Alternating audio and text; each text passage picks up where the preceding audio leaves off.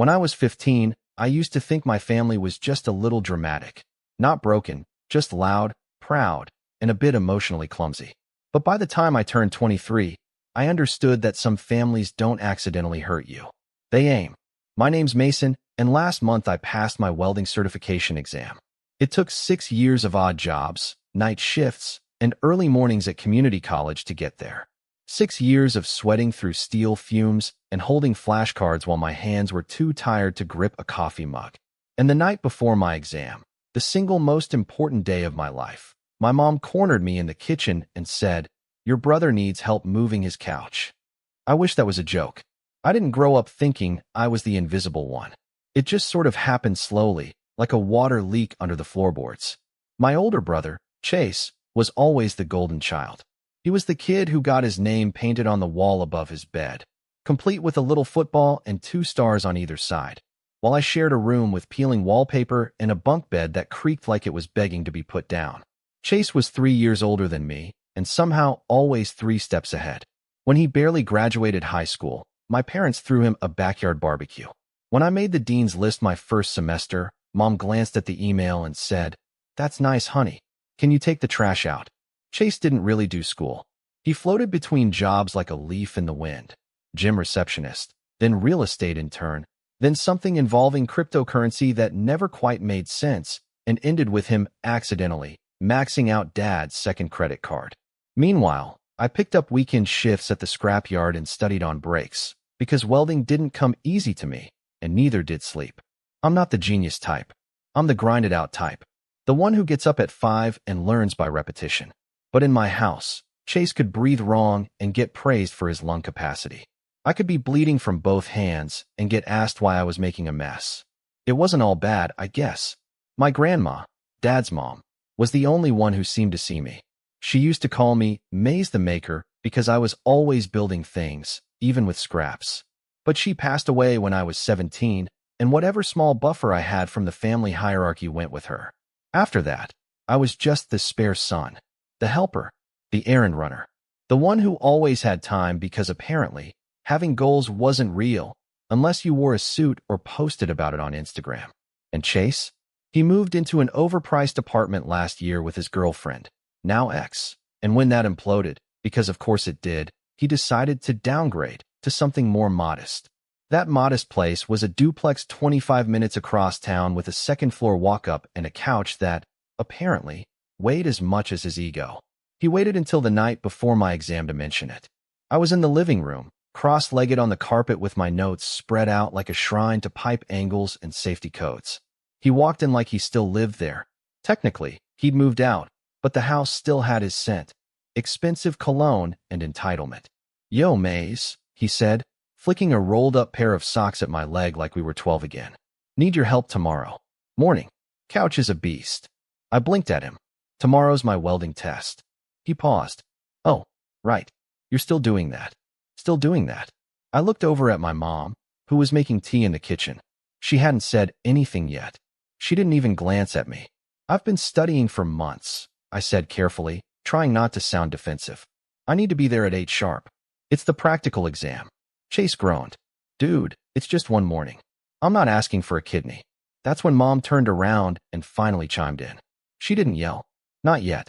Her voice was sweet, that fake calm she used when she was winding up for something worse. "Honey, your brother's trying to build a real life. He can't do everything on his own." My hands went cold. "And I'm not." She didn't answer, just gave me that tired look, like I was being dramatic for even daring to put myself on the same playing field. Then she added, "I just think you could reschedule. Or skip it.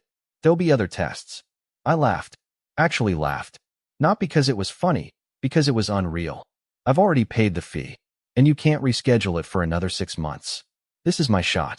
Mom set her mug down harder than necessary. "So you're saying no?" "I'm saying I can't. I won't." And that's when the screaming started. She snapped like a rubber band, pulled too tight. "He's trying to build something for himself. You're just playing pretend with your little metal toys."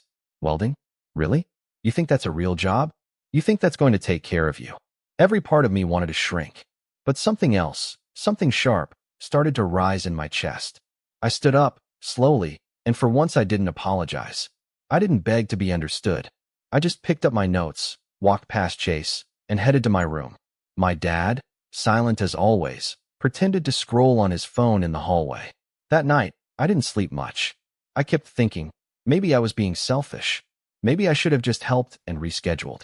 But then I remembered all the times I'd been the one bending, the one saying yes, the one putting myself second so that Chase could be first again and again and again. So I packed my things. Not all of them, just enough. My boots, my helmet, my notes, and my favorite hoodie, the one with the scorched sleeves from that summer I helped rewire a metal barn roof. And I left, quietly. No speech, no drama. Just a front door closing at 1:47 a.m. and the sound of my old Civic starting in the driveway. I slept in my car that night, and the next morning, I passed my welding exam. I figured that would be the end of it, that they'd ignore me like usual, pretend I was just having a phase, and wait for me to come crawling back with an apology and a wrench in hand. But that's not what happened, because when I left, I took more than my backpack with me. I took the last thread holding their illusion of normalcy together. And without me there to prop it all up, their whole little house of cards began to collapse. But I didn't know that yet. Not then. I was just a guy with a certification, a sleeping bag, and a quiet kind of rage that I'd spent years swallowing. A rage that was finally, starting to grow teeth. For the next few days after I passed my welding exam, I floated in this weird limbo between exhaustion and pride. I hadn't told anyone at home. No text to mom, no call to Chase, not even a hey. I passed. It felt too sacred to share with people who would just roll their eyes or nod politely and ask if I'd considered getting a business degree instead. I just kept to myself, crashing on a buddy's old futon, nursing coffee like it was for fluid, and thinking for the first time in years that maybe, just maybe, I could have a real life that belonged to me. I figured they'd try to contact me, that there'd be at least a half-hearted attempt from someone in the family to pretend like they cared. But radio silence. Not even a thumbs-up emoji from Dad, which, if you know my dad, is communication. The only ping I got was from Chase, 2 days later. Didn't expect you to actually flake. Nice. No question about the test. No acknowledgement of what I'd been working toward for years. Just that. I didn't respond. Then a week later, the guilt campaign began. It started with a text from Mom. You've made your point. Can you please stop punishing your family for loving you? I stared at the message for a full minute before setting my phone down without replying. Loving me? That's what that was. Screaming at me for prioritizing my future? Dismissing my entire career path as pretend? They had a funny way of showing love. And suddenly, I was very tired of explaining myself to people who never listened. But I should have known that silence wasn't going to be enough. The next morning, I got a call from Aunt Marcy, Mom's sister. We weren't close, but she'd always been decent to me in a distant, smile at Thanksgiving kind of way. So when I picked up, I expected small talk. Instead, she sighed heavily and said, Mason, I just got off the phone with your mom. What is going on? I blinked, sitting up straighter. What do you mean, what's going on? She's in tears. Says you've gone completely off the rails. She said you cursed her out and stormed out in the middle of the night. Mason, you know she's been through a lot lately.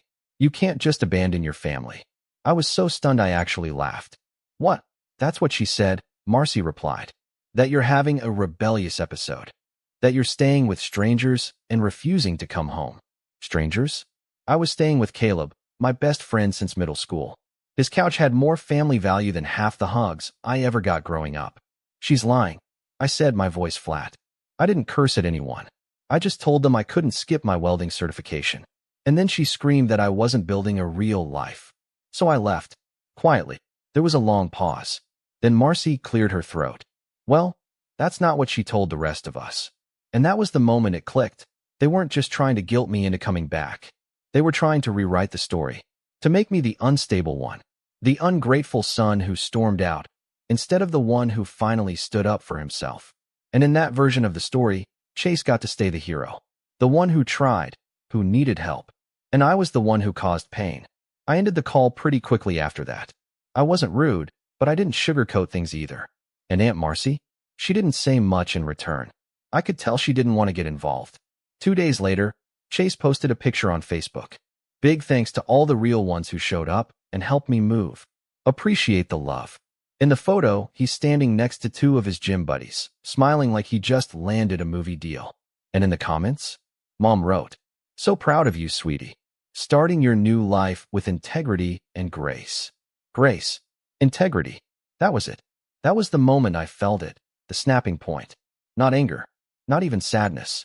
Just this deep, bone-level clarity. They weren't ever going to understand. And worse, they didn't want to. They liked the story where I was the bitter failure too stubborn to see how good I had it. It was cleaner that way, easier to digest. But I wasn't going to play along. That week, I started making moves.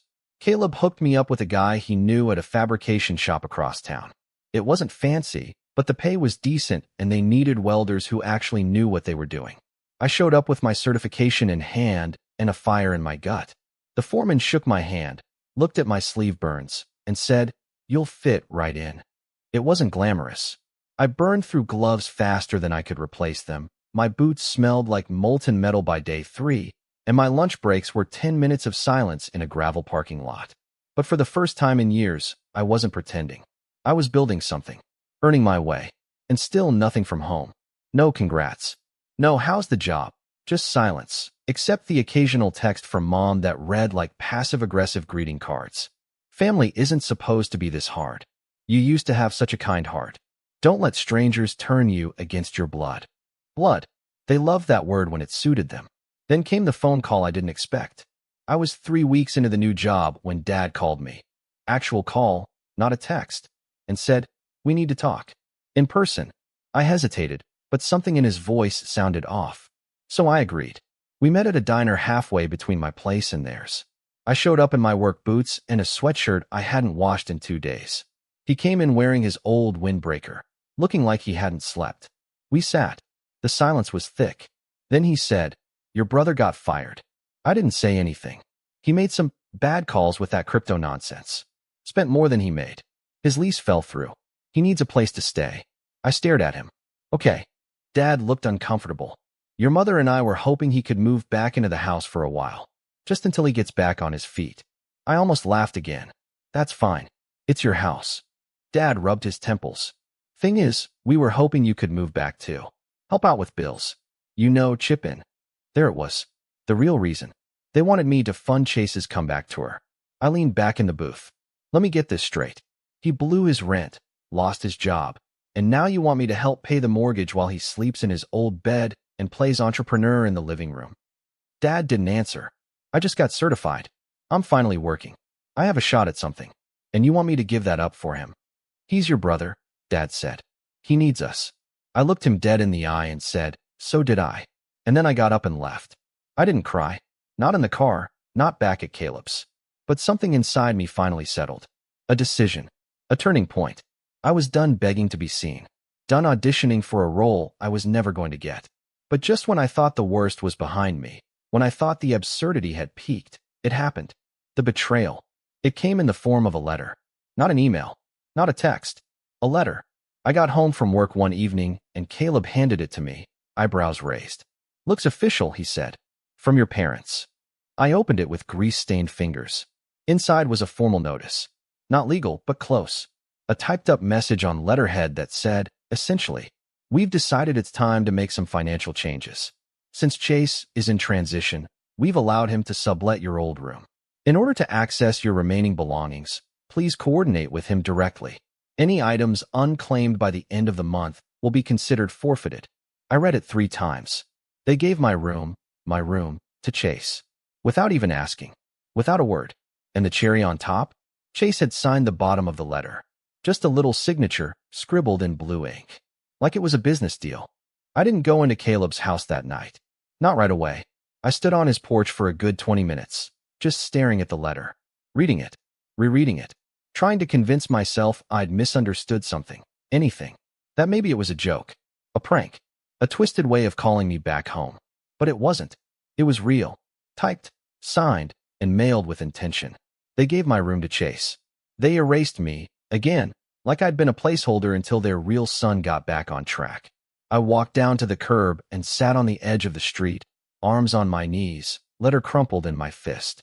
That's when I realized it was already creased down the middle, folded carefully, deliberately, which meant someone, probably my mom, sat down at a table, typed it all out, and folded it like she was sending a wedding invite. There was no hesitation, No conflict. Just quiet dismissal. That was my rock bottom. Not the letter.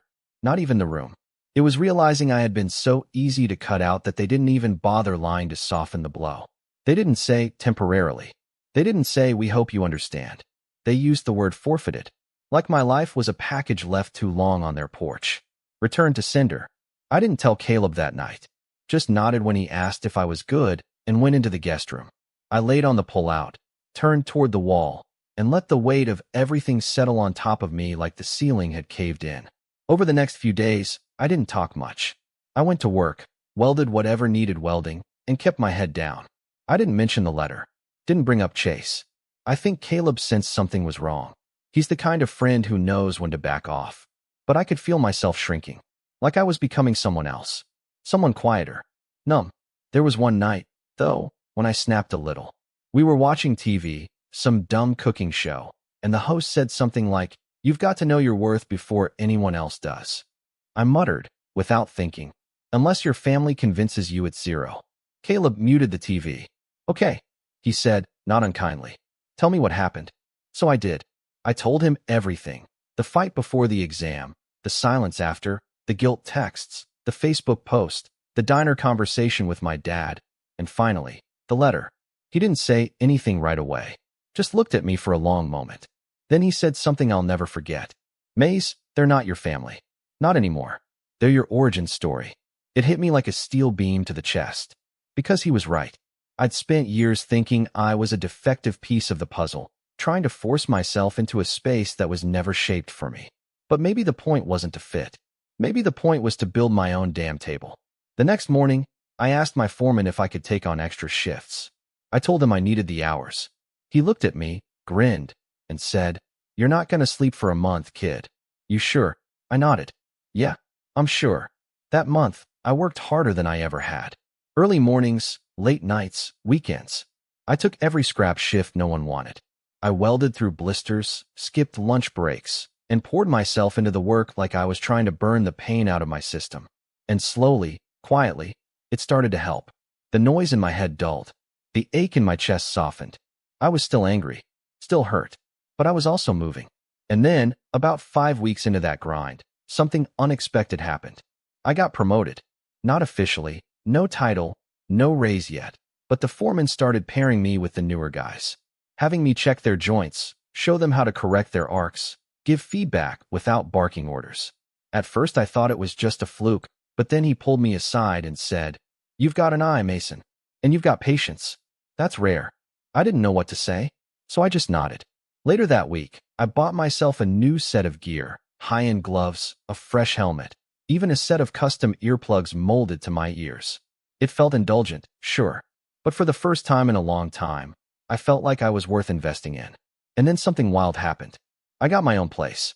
It was a small studio, not much bigger than a garage, but it had a working heater, decent water pressure, and a window that looked out over a scrapyard where the sun hit the rusted metal just right in the mornings. The landlord was chill, didn't ask too many questions, and let me sign a lease month to month. I remember standing in the center of that studio on move-in day, just me, a twin mattress, and a folding table, and feeling this wave of quiet peace. I had nothing, but it was mine. I didn't post about it, didn't announce it to the world. I just started building a life. Slowly, quietly, one bolt at a time. There were moments that made it harder, of course. One night, I stopped at a gas station and saw my mom filling up her car at the next pump. She didn't see me, or if she did, she pretended not to. I watched her for a second. The same tired coat, the same messy bun she wore when she was cleaning the house. And for a moment, I felt that old urge to walk over and say something. To ask why, to ask how. But I didn't. I let her drive away without a word. Because by then, I'd learned something important. Closure isn't always a door someone else opens. Sometimes it's you, standing alone, choosing not to knock. One weekend, Caleb came by with a housewarming gift. A beat-up microwave and a plastic plant he said looked like it survived a war. We sat on the floor eating microwave burritos, and I finally told him my plan. I want to start my own thing. Not big. Not yet. But maybe mobile welding. Custom metalwork. Repairs. He grinned. Maze the maker, back at it. Maybe. I spent the next few weeks researching. Learning about small business permits, mobile rigs, equipment costs. It wasn't easy. I barely scraped enough after rent and food to save much, but I started putting money aside. Slowly, dollar by dollar. And then came the call. From Chase. No caller ID. Just a voice I hadn't heard in weeks. Mason. Hey. I didn't say anything. He continued, look, I know things got kinda weird, but I wanted to talk. Maybe clear the air. I should have hung up. But something in me wanted to hear what excuse he'd come up with this time. You know how Mom is, he said, chuckling. She freaks out, gets all intense. I didn't mean for you to lose your room. That wasn't my idea. Did you sign the letter? I asked flatly. He hesitated. I mean, yeah, but only because she said you didn't care, that you weren't coming back. She lied, I said, and you helped. He went quiet. Then, in a softer voice, he added, I'm trying, man. I really am. I got a new job. It's remote, but decent pay. Trying to clean things up. I didn't reply. Finally, he said, I miss having a brother. And maybe once, I would have cracked. Would have reached across the void and tried to fix things. But not now. Not this version of me. I hung up. No rage. No speech. Just silence. Because that was the real power I had now. I didn't need them. Not for validation. Not for shelter. Not for meaning. I had built something out of nothing. Just me, a pair of gloves, and a back that never stopped aching. And it was only the beginning. Because while they were still busy pretending, still playing house with their broken deck of cards, I was about to start stacking real bricks. And when I was done, they'd hear about it. But not from me. By the time autumn rolled in and the mornings started biting with that early frost, I had my own rhythm. Wake up at 6. Quick coffee. Weld until my back felt like a steel beam. Come home to my little studio. Eat whatever Caleb insisted on leaving in my fridge, and fall asleep to YouTube videos about welding rigs, tool storage, and small business taxes. I'd become obsessed, not in a desperate way, but in a focused, sharp way.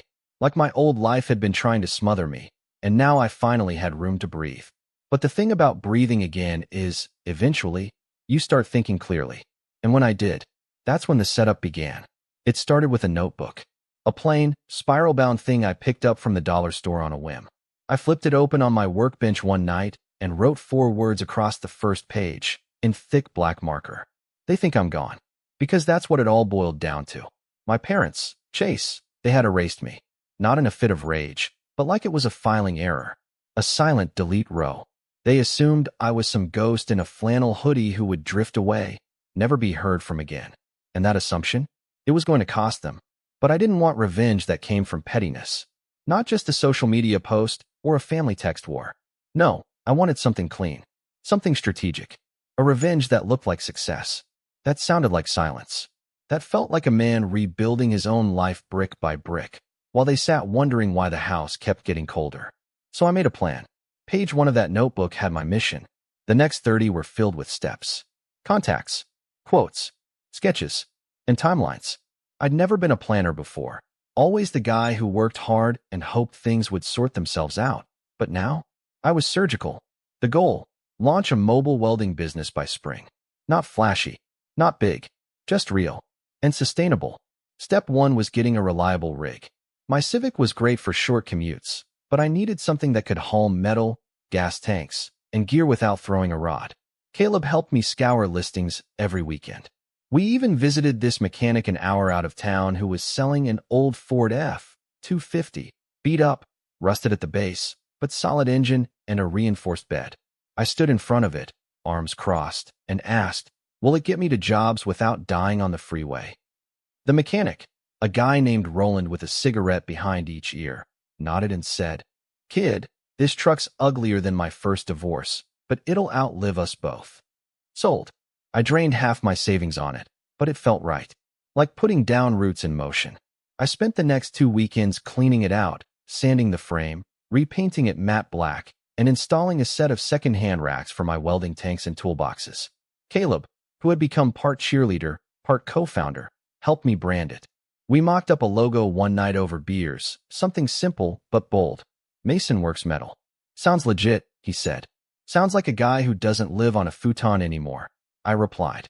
We both laughed, but there was this spark behind my ribs that hadn't been there before. Something new. Pride. Step 2. Get licensed. I'll spare the boring details, but between permit offices, business insurance, EIN registration, and safety compliance paperwork. I felt like I was swimming in red tape for a month. I'd work full shifts, come home, and then spend 3 more hours buried in forms and how-to guides. But the deeper I went, the more determined I got. This wasn't just about building a business anymore. It was about becoming undeniable. No one could say I was playing pretend now. Step 3 was more personal, and this is where the real setup started to take form. I knew that if I ever wanted closure, real closure, I had to face the root. Not just avoid it, not just outgrow it, confront it. So I went home, not to talk, not to cry, just to collect what was mine. I sent a polite but firm text to Chase. Nothing dramatic. Just, hey, I'll be by this weekend to grab my remaining things. Please don't touch anything. He replied with, sure, whatever's left is in the basement. The basement, not even my old room. Of course. Saturday came. I rolled up in my truck, parked halfway down the block, and walked up the driveway with gloves in my back pocket and my heart beating like a war drum. The house hadn't changed. Still had the same cracked mailbox and plastic flamingos stuck in the flower bed. It looked smaller than I remembered. Less like a castle, more like a cage. Chase opened the door, wearing gym shorts and a tank top like he hadn't aged a day. He gave me a nod like we were still boys in the backyard throwing rocks at the fence. I didn't return it. You can go around back, he said, gesturing toward the garage. Stuff's by the water heater. I said nothing and walked past him. The basement smelled like mold and old memories. My boxes were there, dusty, bent at the corners, one of them half open with a pair of my boots tossed on top like trash. I went through them slowly. My helmet, my first set of gloves, a photo of me and Grandma, the edges curled, a notebook full of welding diagrams from trade school, things they probably thought I didn't care about, things they didn't care about. I packed everything into crates I brought from the truck, taped them, labeled them, stacked them cleanly. The whole time, no one came down to talk. I could hear the TV upstairs, hear Mom's laugh in the background, but no one acknowledged I was there, which was fine, because before I left, I did one last thing. I pulled out a small envelope from my pocket, printed on thick cardstock, professionally embossed with my logo and my new business name. Inside was a simple one-page flyer. Mobile welding services, launch date, services offered, and contact info. I slid it into the junk drawer in the kitchen, right next to the spare scissors and expired coupons. Let them find it. Let them sit with it. A few days later, the calls began. First it was my aunt again. Sweetheart, I saw your business ad on Facebook. Your mother posted it. Congratulations. I blinked. She posted it. She said she's so proud of your entrepreneurial spirit. I nearly dropped the phone. Not a word to me, but proud on Facebook. A few more days passed, and I got a text from my dad. Just a screenshot of my truck, parked outside a job site, logo gleaming, with the words, "Looks good. Your grandfather would have liked this." It didn't come with an apology, but it didn't have to, because the next setup came in the form of a contract. One of the guys from my old job, a senior welder named Raul, reached out about a subcontracting gig, said he liked my work ethic, and his cousin owned a construction firm that needed metalwork done for a set of new housing units going up on the west side. "Cash flow's good," he said, "and it's your name on the invoice." I met the cousin. We shook hands, agreed on scope and pricing. I signed my first real contract under Mason Works metal that night. I took a photo of the check when it cleared and printed it. I didn't mail it, didn't even wave it around. I just pinned it to my workbench, right next to the crumpled letter from my parents. One piece of paper said forfeited. The other said paid in full. I didn't plan to get involved with the neighborhood association project, not at first. I just wanted to weld, build things, grow my client list. But life has a funny way of setting up your revenge for you, quietly, behind the scenes, while you're busy rebuilding your life from the ground up. It started with a woman named Sharon. She was in her late 50s, ran the local neighborhood association for the Oakview Expansion Project, a mid-tier suburban development on the edge of town. Her husband had seen my truck at a job site, snapped a picture of the logo, and gave her my number. She called me the next day. "We're looking for someone to fabricate custom railings for 20 new units," she said, "and possibly assist with some gate restoration on the older properties. Your name came up. You come highly recommended." I nearly dropped my phone. This wasn't just a big job. This was a public job. High visibility. Consistent work. A contract that would not only pay my rent 6 months in advance, but give me something more valuable, credibility. I met her at the site, gave her my pitch, showed her photos of previous work, certifications, insurance. I was nervous, overprepared, sweaty, but she nodded, flipped through my folder, and said, "You're the first guy we've met who actually came prepared. The board votes next week, but I'd say you're in good shape." I got the contract 2 days later. And then, the universe did its thing. 3 weeks into the project, I pulled into the neighborhood early to get a head start. I'd just finished unloading steel rods when a familiar voice floated across the cul-de-sac. "Wait, Mason." I turned slowly. There she was. Mom. Hair perfectly curled. Starbucks cup in hand. Wearing that same smug smile she always wore when talking to people she needed to impress. She was walking a small white dog on a pink leash, one she used to swear she hated. And next to her, Chase, in joggers, wearing sunglasses despite it being overcast. I didn't flinch, just wiped my hands on a rag and nodded. "Hey." She blinked like she'd seen a ghost. What are you doing here?" "I run metal fabrication for Oakview now," I said, nodding toward the railing behind me. "Custom installs, gate repair, that sort of thing."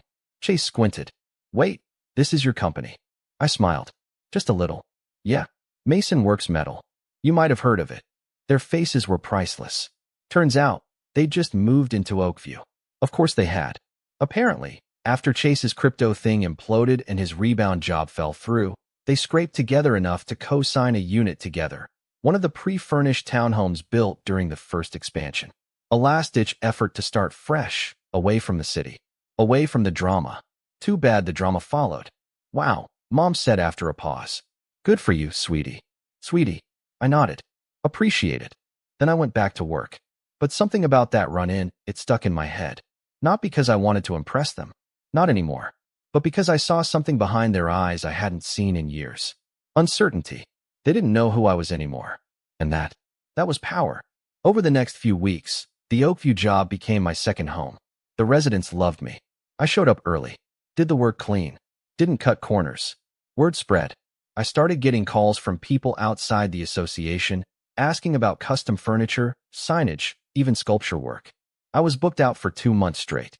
Meanwhile, Chase and Mom were right there, living among the people I now worked for, watching as the kid they'd once mocked, the one who'd been called just a welder, slowly became a name people respected. Then came the HOA meeting. Sharon called me one afternoon and said, "Hey, the board wants to recognize you at the quarterly meeting. You've made a huge impact on the neighborhood. Can you stop by and say a few words?" I agreed. I wore my best shirt, clean jeans, brought a photo slideshow of before and after projects on my iPad. The meeting was held in the community clubhouse, same place where they held family barbecues and wine nights. About 40 people showed up, including Mom and Chase. They sat near the back. I didn't look at them once. Sharon introduced me. I spoke for 5 minutes. Simple stuff. How I got into welding, what I love about it, how grateful I was for the opportunity to work in a community that values craftsmanship. When I finished, they clapped. All of them, even Mom. Afterward, during mingling and refreshments, Sharon pulled me aside. "You know," she said, "a few of the older units here are still technically under the first HOA management company. They're a bit of a mess, late on repairs, behind on paperwork. It's slowing us down. But next quarter, we're voting on consolidating the board, bringing everything under one management, which means we'll be looking for a new maintenance and fabrication lead for the entire subdivision." I raised an eyebrow. "That's a lot of ground to cover." She smiled. "You'd be paid very well, and you'd have oversight over all property repairs, including who gets prioritized, who gets skipped, what gets deferred." I understood immediately. Chase and Mom's unit was part of the old block. I kept my face neutral. I'd be honored. The vote passed a month later. And just like that, I was the man they had to call for help. The first request came within a week. A service ticket from their address. Loose stair railing. Potential safety hazard. I marked it as received, then let it sit. For 3 weeks. They sent follow-ups. Polite at first, then urgent. "Please advise, we have elderly guests visiting. Stairs still unstable. This is a safety issue." Chase even called my work number. I didn't answer. When Sharon eventually asked about the delay, I told her the truth. "I'll get to it, but I've got a backlog. Priority goes to residents who've supported the work since day one." She just nodded. "Makes sense." Eventually, I went. I took my time, showed up late, brought extra noise, drilled slowly, loudly, left metal shavings in the walkway, still did good work. But no small talk, no eye contact, just work. Cold, clean, professional. When I finished, I handed Mom the invoice. Full price, no discount. She took it with shaking fingers. Before I turned to leave, I said, "By the way, your faucet's leaking upstairs." She blinked. "What?" "Second floor. I heard it while working. Might want to fix that." She started to speak, but I was already walking away. And that's when I knew. They got it. Not just the message. The entire picture. I hadn't yelled. I hadn't thrown a tantrum or written a Facebook post or called the family together for some big dramatic reckoning. I'd done something worse. I'd succeeded without them. I'd built something they couldn't touch, couldn't dismiss, couldn't take credit for. And now, they had to live in it. Every railing, every gate, every polished weld they passed on the way to their car. I was there. I would always be there. But not for them. Just around them. Like a shadow they couldn't shake. Months later, Caleb and I sat outside my shop. Yes, my shop, because I'd finally rented a small warehouse on the edge of town. It was mine. The business was steady. I had 2 part-time guys working weekends. I had a waiting list. And most importantly, I had peace. "Ever think you'd come this far?" he asked, cracking open a soda. I looked around. At the truck, the shop, the silence. Then I smiled. "No," I said, "but I knew I'd leave them behind." And that's exactly what I did. They tried to bury me, but I wasn't gone. I was welding the foundation they'd never get to stand on.